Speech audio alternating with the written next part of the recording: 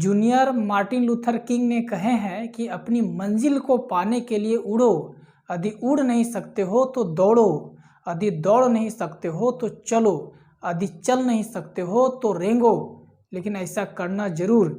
इस तरह करने से एक दिन आप अपनी मंजिल तक पहुंच जाएंगे। तो साथियों, आप सभी से उम्मीद है मेरे प्यारे स्टूडेंट्स, विद्यार्थी, कि आप सब भी अपने लक्ष्य को प्राप्त करने के लिए धीरे ही सही लेकिन लगातार चलते रहना, रुकना मत, क्योंकि एक दिन इस तरह करने से आप अपनी मंजिल तक पहुंच ही जाएंगे। स्वागत है आप सभी का। आज हम लोग करने वाले हैं क्लास 10th का एनसीईआरटी मैथ सीबीएसई एक्सरसाइज 1.1 का क्वेश्चन नंबर 4। एक्सरसाइज 1.1 का क्वेश्चन नंबर 4। क्वेश्चन गिवन है, यूज यूक्लिड डिवीजन लेमा। क्या यूज करना है? यूक्लिड डिवीजन लेमा यूज करना है। ठीक है, किस लिए यूज करना है? To show that the square of any positive integer is either of the form 3m plus 1 for some integer m। आपको यूक्लिड डिवीजन लेमा यूज करना है और स्क्वायर करना है। किसका स्क्वायर करना है? किसी भी पॉजिटिव इंटीजर का। ठीक है, और उसका रूप 3m दिखाना है आपको और 3m plus 1 दिखाना है। थोड़ा सा एक ब्रीफ में इस क्वेश्चन को बढ़िया से समझा देते हैं, फिर हम सॉल्यूशन करेंगे। ठीक है, तो आइए फर्स्ट ऑफ ऑल हम आपको बताते हैं कि यूक्लिड डिवीजन लेमा क्या होता है। तो यूक्लिड डिवीजन लेमा कुछ नहीं है, एक पर्सन थे, मैथमेटिशियंस थे, जिन्होंने डिवाइड का एक प्रिंसिपल दिए हैं। तो डिवाइड आप बनाते हैं, इनमें से मेनली 4 चीज होता है। ठीक है, एक होता है यहाँ पर, एक यहाँ पर और एक यहाँ पर होता है। सबका अलग अलग नाम है, हम बताएंगे अभी। तो आप सभी को पता है कि यहाँ पर जो होता है उसको हम लोग बोलते हैं डिवाइडेंड, लेकिन ए से दर्शाया जाता है। ठीक है, और जिससे भाग देते हैं हम लोग उसको बोलते हैं डिवीजर, लेकिन इसको हम लोग बी से दर्शाते हैं। ठीक है, क्लियर है? उसके बाद जो भागफल आता है, जो कोसेंट आता है, उसको हम लोग क्यू से दर्शाते हैं, और ये जो रिमाइंडर आता है उसको हम लोग आर से दर्शाते हैं। बात समझ में आ गया? ठीक है, तो यूक्लिड डिवीजन लेमा कहते हैं कि आपको अगर ए लाना है, दैट मीन्स डिवाइडेंड लाना है, तो आपको इसको इससे मल्टीप्लाई करना पड़ेगा। ठीक है, बी क्यू प्लस और ये वाला जोड़ना पड़ेगा। ये कहना है किसका? यूक्लिड डिवीजन एल्गोरिथम का। ठीक है, तो ध्यान रखना कि ये वाला जो है नंबर, ये है आपका एनी पॉजिटिव इंटीजर नंबर। ठीक है, एनी पॉजिटिव इंटीजर नंबर है, और एनी पॉजिटिव इंटीजर नंबर को हम इस प्रकार से लिखते हैं। तो ये और ये इक्वल है। ठीक है, तो इसी का स्क्वायर करने बोल रहा है। देखिए यहाँ पर इसी का स्क्वायर करने बोल रहा है, और स्क्वायर करके जो आपका आंसर आएगा उस आंसर को आप इस रूप में लिखें और लिख करके दिखाएं, ये कह रहा है क्वेश्चन को। ठीक है, तो करना क्या होगा कि b का वैल्यू कुछ ऐसा लेना होगा जो 3 का मल्टीपल होगा। ठीक है, ताकि 3 को हम कॉमन ले लेंगे और बाकी को अंदर रख लेंगे, और ये 3 का 3 रहेगा और इसको हम मान लेंगे m, और इस प्रकार से ये हमारा मैच कर जाएगा, फिर आगे भी मैच करेगा। ठीक है, तो ये आपको हम एक रफ आइडिया दिए हैं। अब आइए सॉल्यूशन करते हैं क्वेश्चंस का जब सॉल्यूशन करेंगे और आप देखेंगे उसके बाद फिर ये बात आपको समझ में आ जाएगा। ठीक है, तो बने रहिए आप हमारे साथ। इसको थोड़ा हम इरेज कर लेते हैं और उसके बाद बनाते हैं। रेगुलर बने रहिए। ठीक है, क्योंकि अगर आप किसी भी वीडियो में समय नहीं देते हैं तो मैं आपको चैलेंज दे रहा हूँ कि समझ में नहीं आएगा, इसलिए आपको समय तो प्रॉपर तरीके से देना ही पड़ेगा। तो आइए लिखते हैं यहाँ पर सबसे पहले सॉल्व।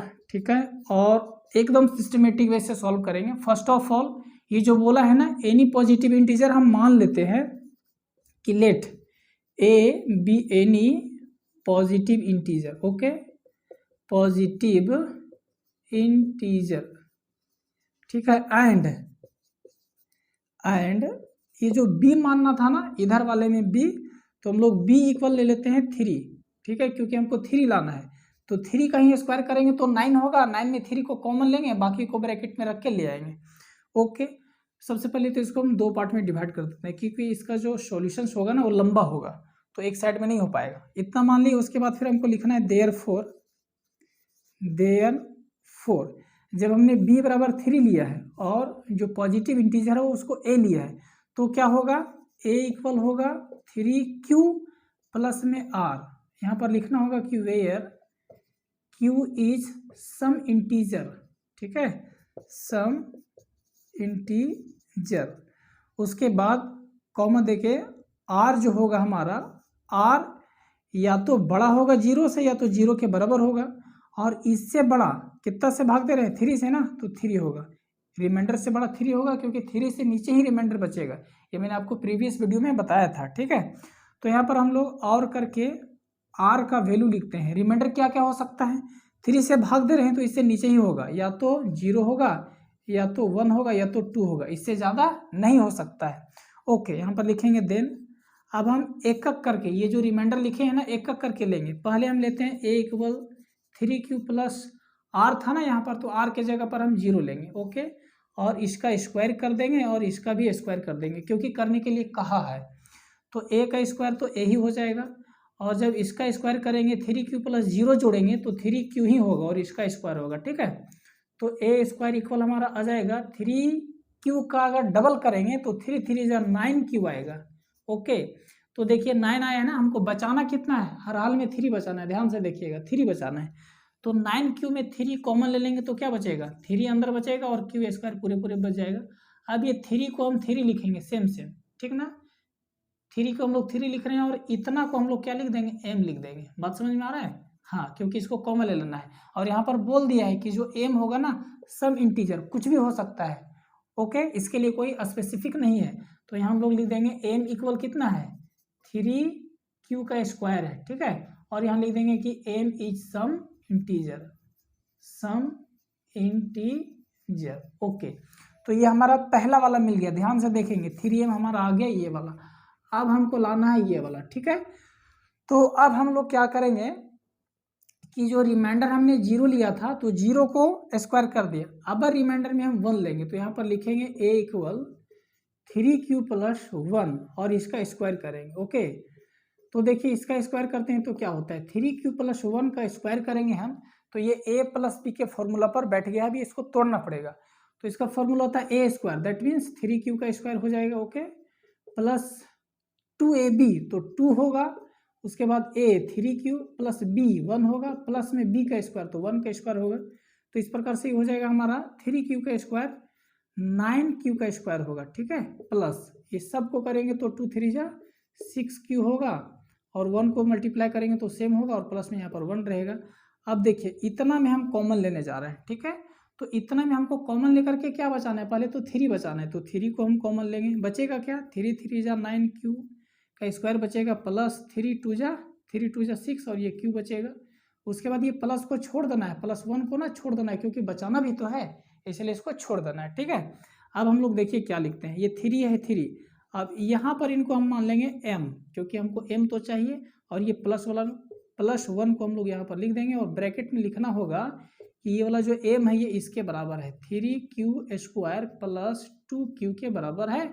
और यहाँ पर लिख देंगे हम लोग एम इज सम इंटीजर, क्योंकि ये तो सम इंटीजर है, क्वेश्चन में ही कह के रखा है।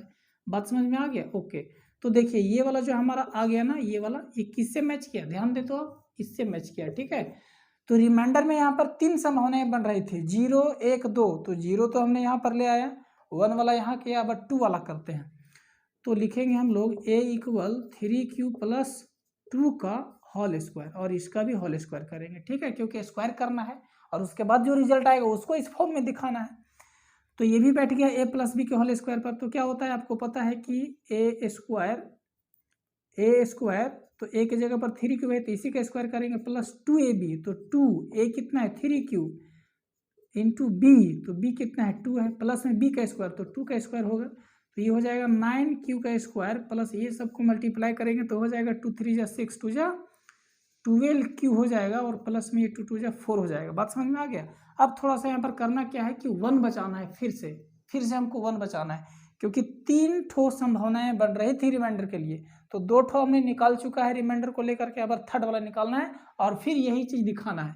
तो करेंगे क्या कि nine Q square plus twelve Q, और ये जो चार है ना इसको तोड़ दो, थ्री प्लस वन कर दो, क्योंकि ये थ्री इसके साथ आकर के कॉमन ले लेंगे और ये वन बचेगा, इससे मैच कर जाएगा। बात समझ में आ रहा है ना। ओके, कमेंट में लिखिएगा, पूरा पूरा समझ में आ जाएगा आपको, तो ठीक है। उम्मीद रहता है कि आप कमेंट करेंगे, लेकिन करते नहीं, ये तो अच्छी बात नहीं है। चलो, तो थ्री हमने कॉमन ले लिया, यहाँ पर कितना बचा, थ्री क्यू का स्क्वायर बचा, प्लस थ्री फोर जा ट्वेल्व, उसके बाद फिर यहाँ पर वन बचा, और हमने ब्रैकेट को क्लोज कर दिया, क्योंकि इतना को ही लेना था कॉमन, बाकी इसको तो छोड़ना है क्योंकि बचाना है ना हमको, थोड़ा सा दिमाग से काम करना होगा ना, नहीं तो सब गड़बड़ हो जाएगा। ठीक है, ओके। उसको क्या बोलते हैं, किसी भी काम को करने के लिए साम दाम दंड भेद सब कुछ अपनाना पड़ता है ना। हाँ, तो ठीक उसी प्रकार यहाँ पर करना होगा। देख लिए, ये 3 हो गया और इसके बराबर में हमको क्या मानना है, m मानना है, और ये प्लस में 1 है। ये देखिए फिर से मिल गया हमारा, मिला कि नहीं मिला बताओ हमको जल्दी से। देखो इससे मैच कर गया। अब यहाँ पर आपको लिखना पड़ेगा, क्या लिखना पड़ेगा, m इक्वल क्या है हमारा 3q का स्क्वायर प्लस 4q और प्लस में 1 है हमारा। बात समझ में आ गया, ठीक है।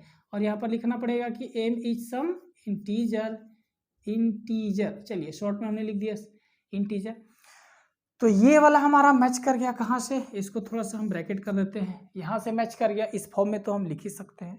उसके बाद सेकंड वाला इससे मैच कर गया और थर्ड वाला भी इससे मैच कर गया। बात समझ में आ गया अब आपको कि कैसे हुआ सो स्क्वायर करने के बाद। अब आपको नीचे लिखना पड़ेगा, नीचे तो मेरे पास जगह नहीं, कहाँ लिख दें, चलो ऐसा करते हैं ना कि हम लिख देते हैं कहाँ पर, चलो यहाँ पर लिख देते हैं। ये वाला जो पोर्शन हम लिखने जा रहे हैं ना, इसको आप लोग लास्ट में लिखेंगे, मेरे पास जगह नहीं है इसलिए हम नहीं लिख रहे हैं। बात समझ में आ रहा है ना, ओके। अब यहाँ से ध्यान से देखना, यहाँ पर लिखना पड़ेगा, क्या लिखना पड़ेगा, लिखना पड़ेगा हैंस